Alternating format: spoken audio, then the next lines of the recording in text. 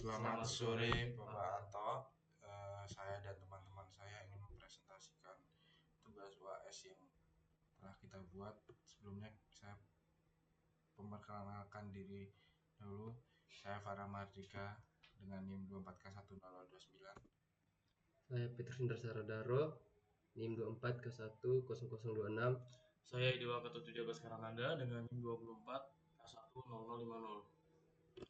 Berikut adalah hasil kerja kita. Kita membuat Lumina Translate yang fungsinya untuk translate dari segala bahasa. Di sini kita terdapat bahasa Indonesia, Inggris, Spanish, Prancis, Jerman, Jepang, Korea, Arab, Rusia, dan yang terakhir ada Cina. Mungkin kita akan tes dulu. Langsung kita tes menggunakan bahasa Inggris.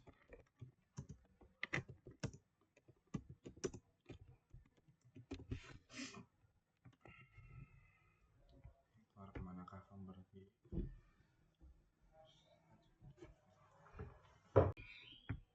Oke, selanjutnya di sini saya akan mempresentasikan untuk hasil codingan kita. Di sini kita menggunakan codingan JavaScript. Di sini codingan kita untuk membuat Lumina Translate tadi.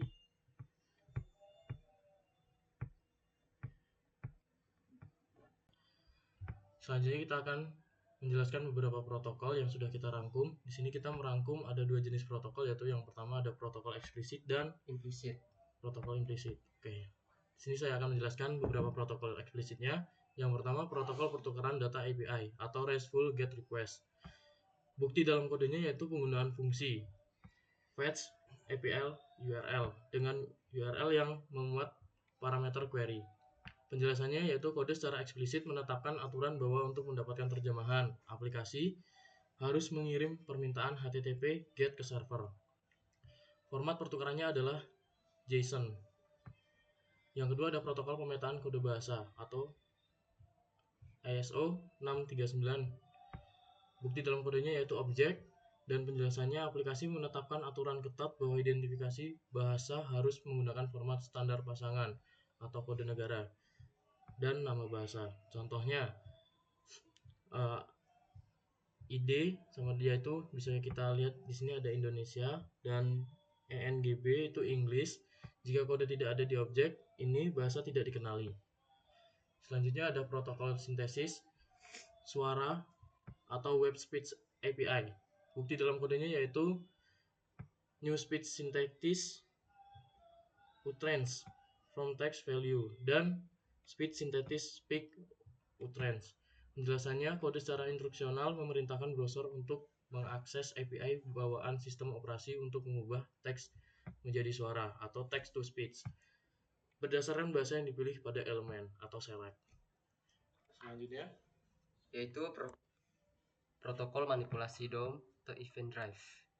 Pertama, bukti dalam kode yaitu transl btn, add implicit container itu yaitu menekan klik, dan icon add event listener dan menekan klik. Yang kedua, penjelasan kode menetapkan aturan bahwa logika terjemahan atau penyalinan teks hanya akan dieksekusi ketika pengguna melakukan aksi spesifik atau menekan klik, bukan secara otomatis saat halaman dimuat. Yang kelima, protokol tata letak responsif atau CSS media queries. Yang pertama, bukti dalam kode itu menggunakan media maxwidth 690x.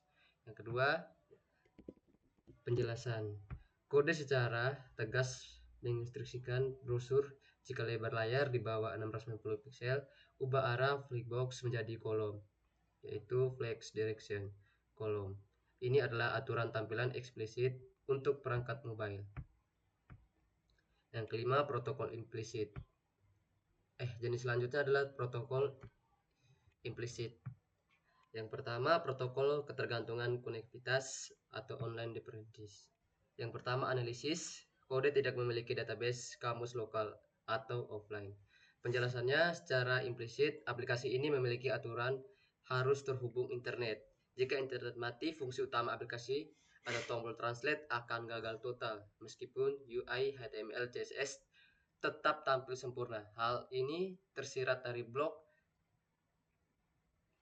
chats yang menampilkan pesan atau terjadi kesalahan koneksi. Yang kedua, protokol keamanan data terbuka atau unencrypted payload in URL. Analisis pengiriman teks dilakukan melalui URL parameter dengan teks ini. Penjelasannya, protokol keamanan yang tersirat adalah data pengguna bersifat publik atau tidak sensitif karena menggunakan metode GET. Teks yang diterjemahkan akan terlihat jelas di history browser atau log jaringan server, bukan disembunyikan dalam body request seperti pada metode POST. Yang ketiga, protokol pengalaman pengguna tunggu dan respon synchronous UX. Nama analisis penggunaan to text set attribute atau placeholder sedang menerjemahkan. Penjelasannya, aplikasi menetapkan etika interaksi bahwa pengguna harus menunggu karena proses fetch bersifat asinkronus atau butuh waktu. Aplikasi mengisi kekosongan waktu tersebut dengan mengubah placeholder untuk memberitahu pengguna secara implisit bahwa sistem sedang bekerja. Jangan tutup halaman. Dan selanjutnya ada protokol konsistensi visual atau glass morphemes.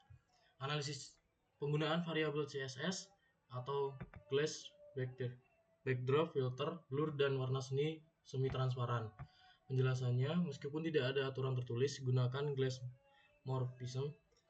Kode CSS secara konsisten menerapkan gaya desain modern yang meniru kaca atau blur di latar belakang.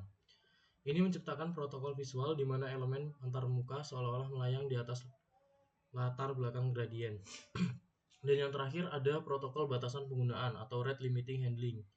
Analisis pengecekan if data response status 492. Penjelasannya, kode ini secara implisit mengakui adanya aturan dari pihak ketiga atau My Memory API bahwa ada batas jumlah terjemahan per hari. Aplikasi bersiap menghadapi penolakan layanan tanpa crash, melainkan dengan memberitahu pengguna secara sopan tentang limit tersebut. Berikut presentasi yang telah kita sampaikan. Terima kasih Bapak. Mohon maaf kalau kurang maksimal. Sekian dari kelompok kami. Terima kasih Pak.